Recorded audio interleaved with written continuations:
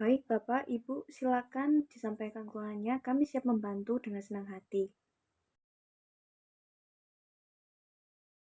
Kami sangat memahami perasaan Bapak, apalagi jika harus menunggu cukup lama, tentu terasa tidak nyaman.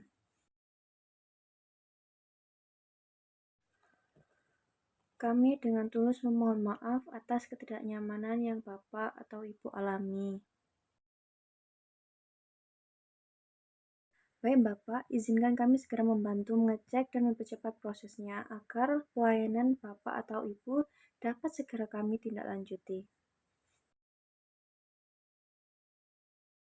Terima kasih banyak atas kesabaran dan pengertiannya, Bapak atau Ibu. Kami sangat menghargainya.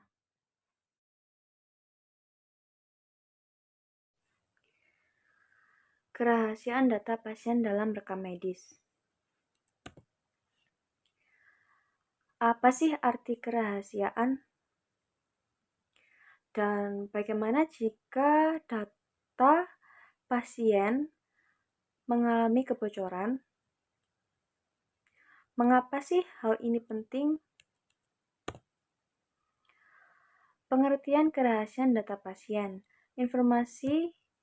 Data pasien berisi informasi pribadi seperti nama, NIK, riwayat penyakit, data demografi, dan lain sebagainya. Kemudian hak pasien atau kontrol terhadap data sendiri.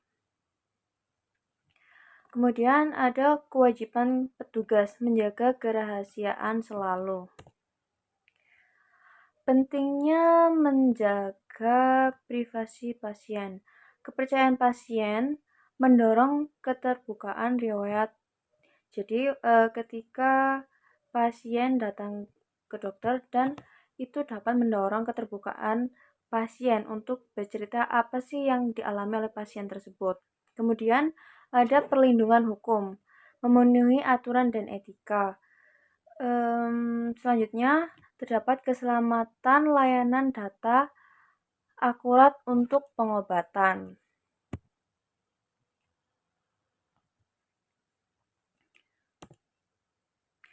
Apa sih peran petugas rekam medis dalam menjaga kerahasiaan data rekam medis? Yang pertama, memproses data. Jadi, seorang PMIK itu tugasnya yaitu menginput data dan memelihara berkas dari awal pasien tersebut masuk hingga pasien tersebut pulang dari rumah sakit. Yang kedua, mengelola akses. Dalam penyimpanan rekam medis ini, seorang PMIK memberi hak berdasarkan kebutuhan. Jadi hanya orang yang berwenang saja yang dapat mengakses data-data rekam medis. Kemudian membuat prosedur, standar operasional, dan pelatihan. Apa sih dampak kebocoran data pasien? Yang pertama yaitu kerugian pasien, seperti stigma sosial dan penipuan. Jadi kalau data pasien tersebut bocor, terus kayak pasien tersebut mengalami penyakit apa, nanti kalau bocor banyak orang yang menggunjing, kayak orang yang itu loh, orang itu sakit ini, jangan temenan sama dia, jadi kayak gitu. Kemudian kerugian institusi, hilangnya reputasi dan sanksi. Lalu kerugian hukum, bisa dikenai denda atau tuntutan hukum seperti penjara dan lain sebagainya. Contoh nyata yaitu akses tidak sah atau informasi sensitif itu dapat tersebar.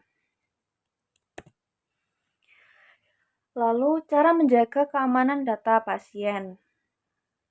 Yang pertama, kontrol akses. Biasanya nomor rekam medis dibuat secara unik agar tidak ada yang double nomor RM-nya. Terus melakukan autentikasi 2 faktor. Lalu enskripsi data saat menyimpan dan kirim. Pendidikan staf, pelatihan rutin dan kebijakan. Jadi untuk menghasilkan PMIK yang kompeten rumah sakit atau institusi tersebut bisa melakukan pelatihan secara rutin. Lalu ada cadangan dan audit, backup terjadwal, dan pemeriksaan. Praktik baik ringkasan, hanya akses perlu prinsip kebutuhan untuk tahu, laporkan insiden, segera dan terdokumentasi, lalu dokumentasi jelas, SOP, dan bukti pelatihan. Kesimpulannya, jaga kerahasiaan selalu, ikuti SOP dan prosedur, laporkan pelanggaran segera, terus tingkatkan kompetensi. Terapkan prinsip pada praktik klinik sebagai calon petugas RMK yang profesional.